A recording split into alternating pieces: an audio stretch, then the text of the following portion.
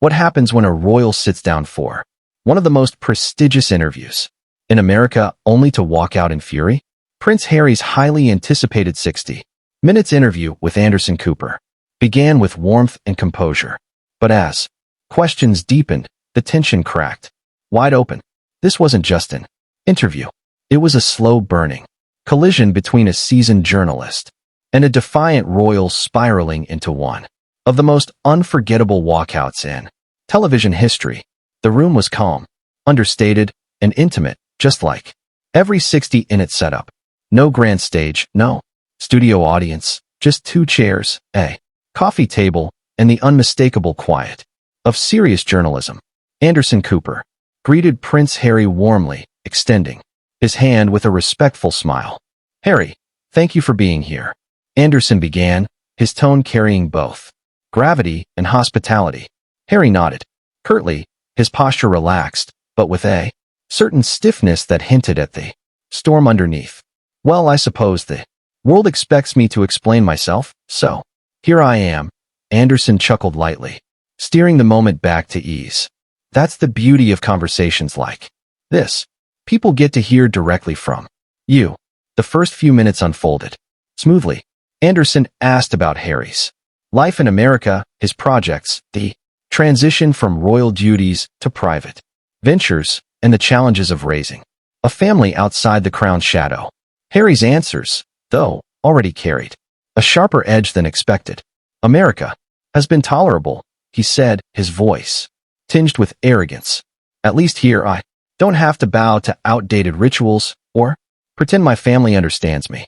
It's liberating to finally live in a place where people treat me as special, not just a spare part of a system."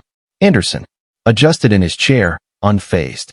He had interviewed presidents, generals, and celebrities under fire. Ego and pride were no strangers to him. He leaned forward slightly. "But isn't there also comfort in tradition? A sense of stability, perhaps?" Harry smirked. "Comfort for whom? For the ones sitting on golden thrones. Tradition is just a cage with better wallpaper. My family clings to it because it hides the cracks."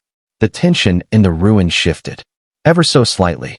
Anderson noticed the sudden flash of defiance in Harry's eyes, but his own tone stayed calm. "Steady. That's an interesting way of putting it. And yet, millions still admire the monarchy, seeing it as a symbol of unity and resilience. What do you say to them?" Harry's reply came swift, dismissive. "I say they're infatuated with a fairy tale. They don't see the machinery behind it, the manipulation, the silencing, the control. They celebrate the crown, but they don't care who bleeds for it." Anderson gave a small pause, his journalist instincts sharp. He recognized the early signs of escalation, but part of his role was to let the truth unravel, even if it grew uncomfortable. He shifted gently to a different angle. "Let's talk about family," he said softly. "You've spoken about Meghan and your children with deep emotion before. How is life as a husband and father away from the institution?" Harry's jaw tightened, though he smiled faintly. "Life as a husband and father is exactly as it should be mine. And, frankly, the press has no right to dissect it, nor does the monarchy. I protect what's mine. That's more than they ever did for me." Anderson nodded, but didn't let the arrogance slide. "But when you speak publicly, whether in interviews, documentaries, or your book, you open the door for questions. Do you feel there's a contradiction between demanding privacy while also sharing intimate details on your own terms?" Harry's eyes flickered with irritation. "That's a tired argument. Privacy doesn't mean silence. It means control. I decide what the world deserves to know, not the other way around. If people can't grasp that, then they're not worth addressing." The shift was undeniable. Now what started as an engaging interview was tilting toward confrontation. Anderson, however, remained composed, even offering a half smile. "That's certainly one way of putting it. Some might say that sounds selective." Harry leaned back in his chair, crossing his arms. "Selective? No, it's called freedom. Something you, as an American, should understand better than most." The words hung in the air like a challenge. The warmth of the opening had evaporated, replaced by an icy tension that made even the quietest creaks of the set sound loud. Anderson gave a slow nod, jotting down a note on his pad, though his expression remained neutral. Inside, though, he knew this was no ordinary interview. This was a powder keg, and Harry was holding the match. The stillness in the room was deceptive.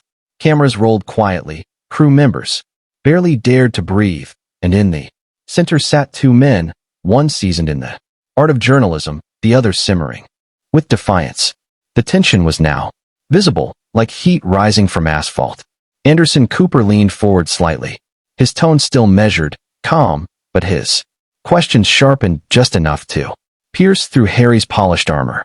"You've spoken about your struggles with the institution," Anderson began, "but I want to ask about something deeper. Your mother, Princess Diana, became a global symbol, not only because of her role, but because of the way she connected with people. Do you feel that you carry her legacy?" For a moment, Harry's lips pressed together in a thin line. The question touched a raw nerve, and his response came fast, clipped. "Legacy is a word the media loves. You put my mother on pedestals, you tore her down, and then you expect me to carry that weight, as though it's a crown I should be grateful for. I am not my mother's replacement, and I won't let anyone use her name to measure me." Anderson nodded, slowly, keeping his composure. "Fair point, but many see you as continuing her spirit of independence, of challenging tradition. Isn't that something you embrace?" Harry scoffed, leaning back in his chair with folded arms. "You all want to turn me into a symbol because it makes for better headlines. I'm not here to be a candle in the wind for anyone's nostalgia. My mother's memory belongs to me, to my family, not to the public, and not to journalists trying to spin a story." The words were sharp, almost accusatory. Anderson absorbed them without flinching, his decades of experience carrying him through. "All right," Anderson said softly. "Then let's pivot. Megan, the two of you have spoken at length about the difficulties you've faced. Some critics argue that your marriage pulled you further from your family. How do you respond to that?" Harry's eyes flashed with irritation. "Critics?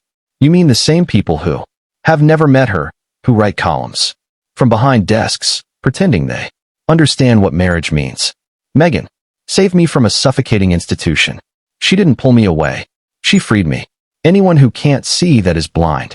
Anderson kept his voice even, though Harry's hostility was now undeniable. "But when you describe her as saving you, doesn't that imply that without her, you'd still be trapped? Doesn't that give her an almost singular power over your decisions?" Harry smirked, shaking his head. "Singular power number. It's called partnership. Something most journalists like you can't comprehend, because you're too busy dissecting other people's relationships instead of living your own." The sting was direct, but Anderson maintained his professional mask, refusing to bite back. Instead, he scribbled another note and pivoted. "Again, you've also been open about raising your children in America. How is fatherhood different here than it might have been back in the UK?" Harry exhaled sharply, as though the question itself bored him. "It's simple. Here my children get to be normal. They're not props for photographers. They're not pawns in some royal chess game. And unlike back home, they have a father who protects them." Anderson tilted his head. "So, you don't believe your family would have protected them?" Harry's tone was almost mocking. "Protected them? The monarchy doesn't even protect its own heirs, let alone the so-called spares. Children. My children would have been sacrifices on the altar of tradition. That's not family. That's exploitation."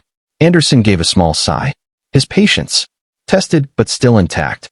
"Some might argue that by stepping into documentaries, books, and interviews like this one, you're also putting them in the spotlight, just under your own terms. How do you reconcile that?" Harry leaned forward now, his voice growing harder. "I don't need to reconcile anything. I decide what's best for my family. The media doesn't, the crown doesn't, and certainly not people like you." The room chilled instantly. Anderson's jaw flexed, but his tone stayed calm. "It seems every question about accountability, Harry, you Redirect back to control.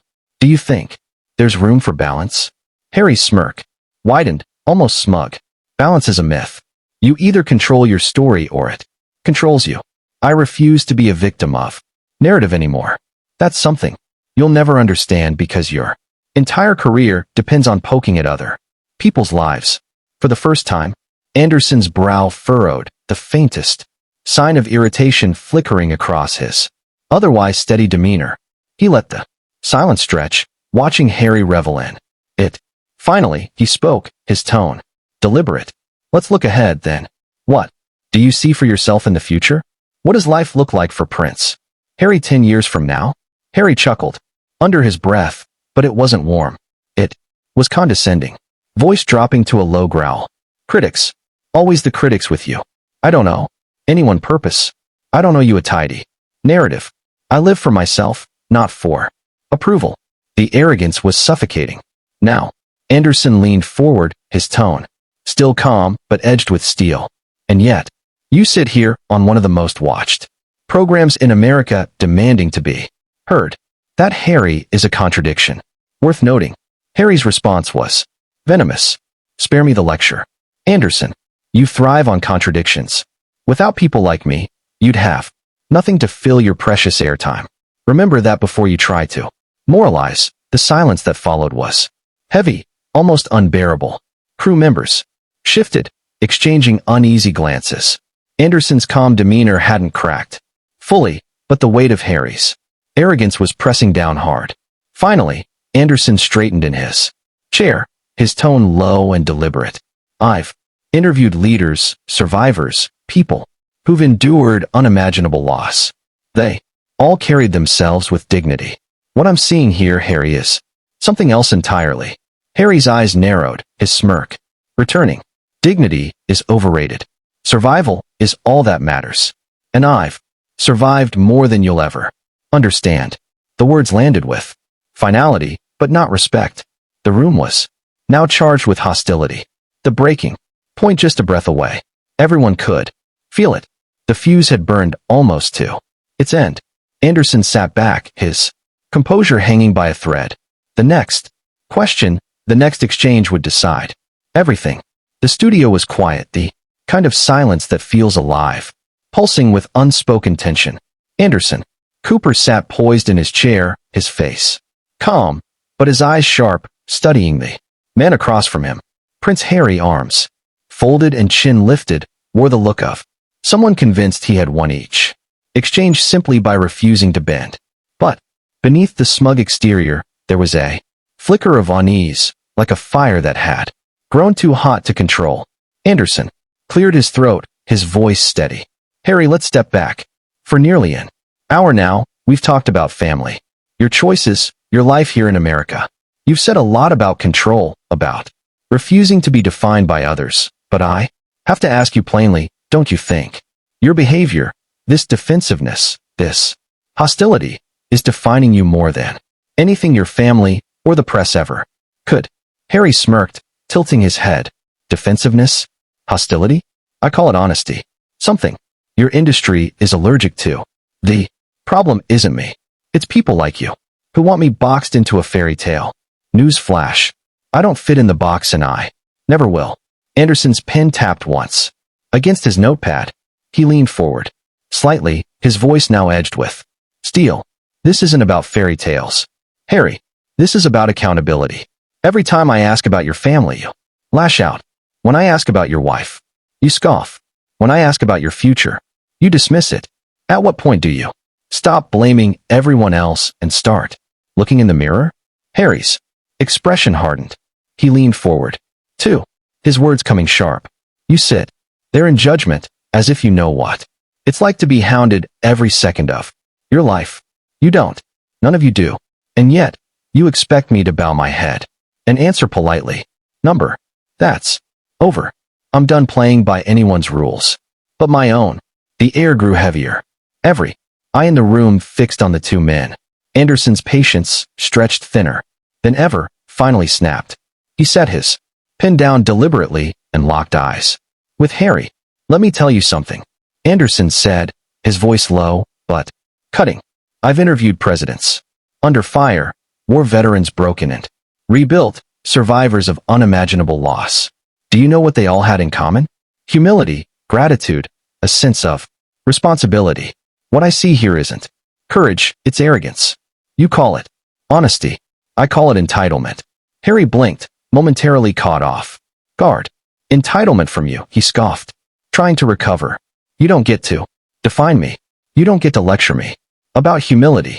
I've lived a life you couldn't survive a day in. Anderson shook his head slowly. No, Harry, you've been given a life most people couldn't imagine.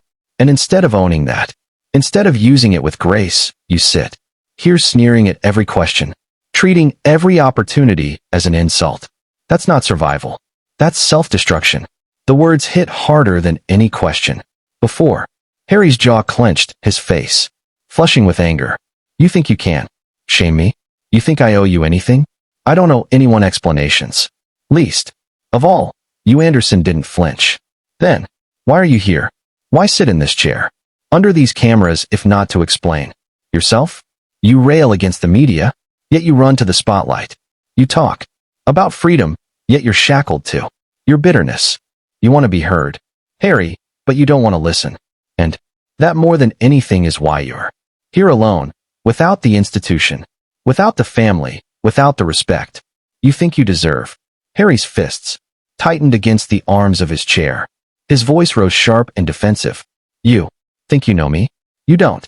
You're just another voice in the chorus. Another vulture pretending to care. My family didn't deserve me. The monarchy didn't deserve me. And maybe the world doesn't either. But I'll still live my truth whether you like it or not. Anderson leaned back, his expression finally hardening. The calm facade was gone, replaced by something colder. You want the truth? Here it is. You're not living your truth. You're hiding behind it. You're not the brave rebel you think you are. You're a man who had everything in mind and decided to burn it down. Not with purpose, but with a pride. And if Diana were here, I think she'd weep at what you've become. The words were like a strike across the room. Harry froze, the arrogance faltering for a split second, replaced by raw anger. He pushed back his chair, the scrape loud against the studio floor. That's it, he spat. I won't sit here and be insulted. This interview is over. Gasps rippled from the crew. A producer raised a hand as if to calm the situation, but Harry was already standing, storming toward the exit with his microphone still clipped, the wire snapping loose. As he tore it away, Anderson watched him go, his voice steady as he turned back to the camera. Sometimes the hardest truth to hear is the one that cuts closest to the bone. Tonight you've seen a man unwilling to face his reflection. That's his choice. But our job is to ask and to listen even when the answers come wrapped in arrogance. He exhaled, his gaze softening as he addressed the audience directly. I want to apologize to you, our viewers. We hope for honesty and reflection. What we got was something else entirely. But perhaps in its own way, it revealed more than any answer could. The cameras lingered on Anderson's calm face for a moment before cutting to black. And in living rooms across America, audiences sat stunned. The prince, who had come to tell his story, had walked away instead, leaving behind not clarity, but controversy. Was this the most dramatic interview of Harry's career, or just another example of him clashing with the press? Tell us what you think in the comments below. Don't forget to like this video if you were shocked. Hit subscribe and turn on notifications so you don't miss more unbelievable moments.